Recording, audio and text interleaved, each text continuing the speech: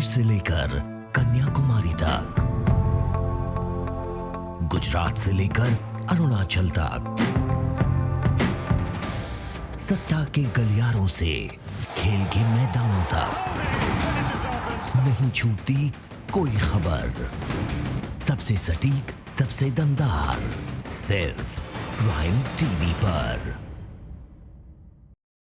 नमस्कार, बहुत बहुत स्वागत है आपका प्राइम टीवी में। रामनगरी अयोध्या में रामलला के मंदिर निर्माण की शुरुआत होने से संतों में खुशी है। मंदिर निर्माण की शुरुआत को लेकर संतों महंतों ने अपनी प्रतिक्रिया दी है। सिद्धपीठ हनुमानगढ़ी के महंत और महंत प्रेम प्रसाद ने खुशी जाहिर करते हुए कहा कि मंदिर निर्माण से सभी भगवत प्रेमी बेहद खुश हैं। रामलला की जन्मभूमि पर लंबे समय से लोगों को मंदिर का इंतजार था और अब यह घड़ी समाप्त हुई है। दिन राम जन्म श्रुति गावही, तीरथ सकल तहाँ चली आवही।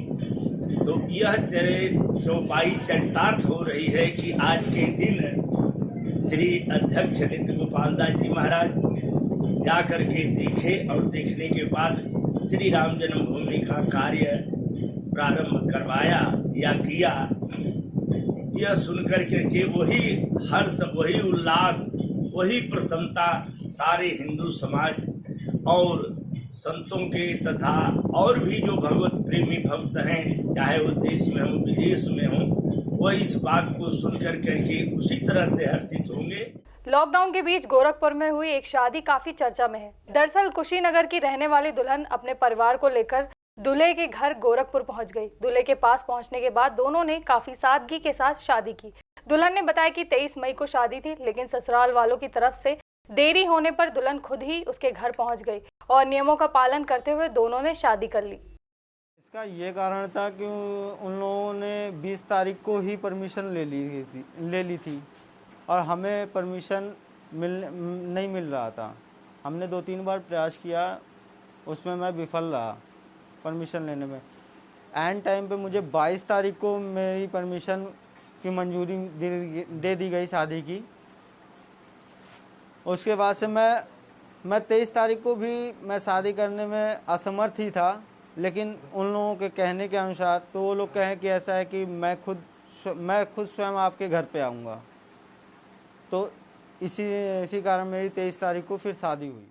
अयोध्या की पुलिस ने हाल ही में हुए बीजेपी नेता और ग्राम प्रधान की हत्याकांड का खुलासा कर दिया है। पुलिस ने 4 आरोपियों को गिरफ्तार किया है। पुलिस आला अधिकारियों ने प्रेस कॉन्फ्रेंस में हत्या आरोपियों के बारे में बताया। एसएसपी ने कहा कि दोनों पक्षों में काफी समय से चुनावी रंजिश चल रही थी और इसी वजह से बीजेपी नेता को मारने की प्लानिंग भी कर ली गई थी। क्राइम ब्रांच की टीम ने चारों को गिरफ्तार करते हुए हत्या में इस्तेमाल किए गए हथियार को भी बरामद कर लिया है। 4 अभियुक्त जो हैं गिरफ्तार किए गए हैं हत्या और हत्या के षड्यंत्र में। इसमें जो बरामद हुआ है आला कत्ल इन लोगों से बरामद हुए हैं। 2 तमंचे जो यूज़ हुए थे 315 12 बोर के इस घटना के अंदर में, वो भी बरामद हुए हैं। साथ में ही 2 जिंदा कारतूस, 1 होगा कारतूस व 1 अदद कुल्हाड़ी भी जो घटना में प्रयुक्त हुई थी वो भी बरामद हुई है। जो 4 अभियुक्त जो गिरफ्तार हुए हैं अंकित यादव, रजनीश उर्फ रज्जन तिवारी, सौरभ यादव और रामदीन उर्फ बीरू। इसमें जो घटना है, इस घटना के अंदर में रामदीन उर्फ बीरू जो है उसने कुल्हाड़ी मारी थी जो ये प्रधान है उनके सिर पे, और इसके अलावा जो अंकित यादव था उसने जो 12 बोर का तमंचा प्रयोग किया था।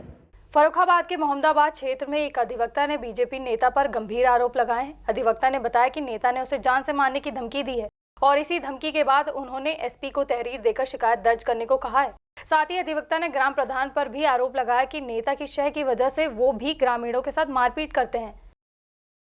ये इन लोगों में से किसी के भी पास बैठे तो मैं तुम्हें जान से गोली मार दूंगा। क्या नाम है उनका? उनका नाम है देवेंद्र सिंह उर्फ लल्लू।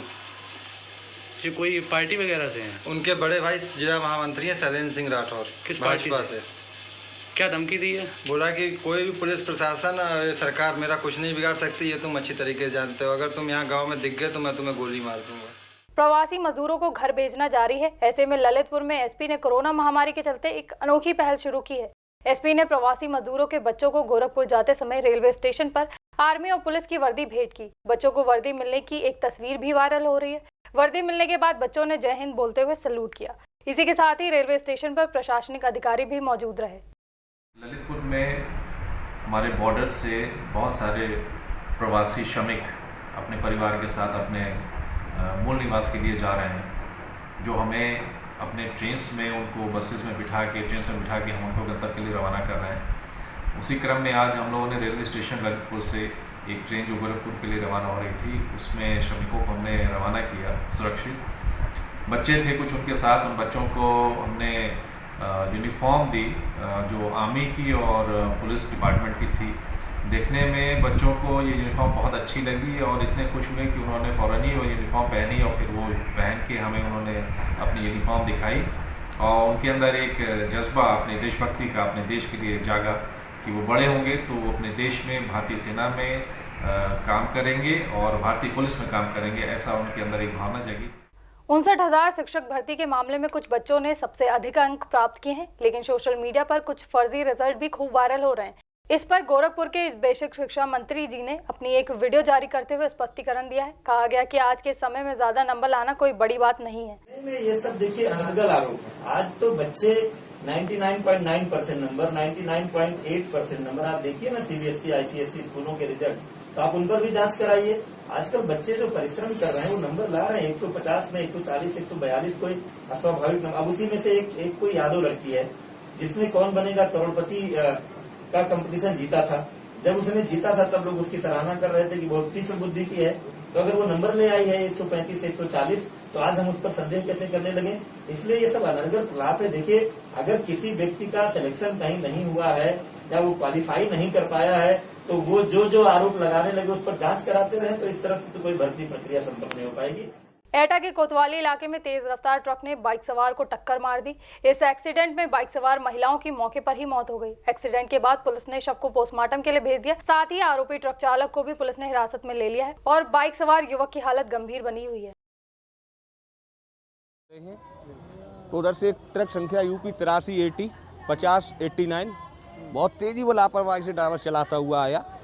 उसने हमारे परिवार के, हमारी चाची रिश्ते में लगती हैं और मौसी लगती हैं, उन्हें बुरी तरीके से कुचल दिया। रोंदना अलग चीज़ होती, कुचलना अलग होता, कुचल दिया। उनकी डेड बॉडी वहीं मौके पे ही डेथ हो गई। दोनों की डेड बॉडी पीएम हाउस में रखी हुई है। एक और भी कोई इसमें युवक जो घायल हुआ है? हाँ, थोड़ी बहुत उसके भी चोट लगी है। प्रशांत पाठक है, वो हमारा चचेरा भाई। गोरखपुर के झागा थाना क्षेत्र में 2 युवकों की गोली मारकर हत्या कर दी गई। हत्या के बाद इलाके में स्थानीय लोगों की भीड़ जुट गई। स्थानीय लोगों ने सूचना देकर पुलिस को मौके पर बुलाया। सूचना मिलने के बाद मौके पर पहुंची पुलिस ने घटनास्थल से शराब की बोतलें और कुछ अन्य सामान को बरामद किया है। इसके अलावा एक पिस्टल और बाइक भी बरामद हुई है। वाराणसी में बीते कई दिनों से लापता व्यापारी को ढूंढने में पुलिस नाकाम दिखाई दे रही है। परिजनों का कहना है कि हम लोग कई बार थाने में शिकायत कर चुके हैं, लेकिन पुलिस उसे ढूंढ नहीं पा रही है। साथ ही उन्होंने पुलिस महानिदेशक से मिलकर ये भी कहा कि अगर पुलिस कोई कार्रवाई नहीं करती है तो हम लोग आत्मदाह कर लेंगे। वही परिजनों का ये भी कहना है कि पुलिस दबाव बनाकर अपहरण को गुमशुदगी दिखा रही है। महानिदेशक वाराणसी जोन के यहाँ आए हैं जी। हमारी मांगे ये है कि इनके जो है लड़की को बरामद किया जाए और मुलजिम को पकड़ करके जो है कार्रवाई किया जाए कठोर जी, ताकि मैं 29 तारीख को सीईओ से लेकर प्रधानमंत्री तक पत्र भेज डाला।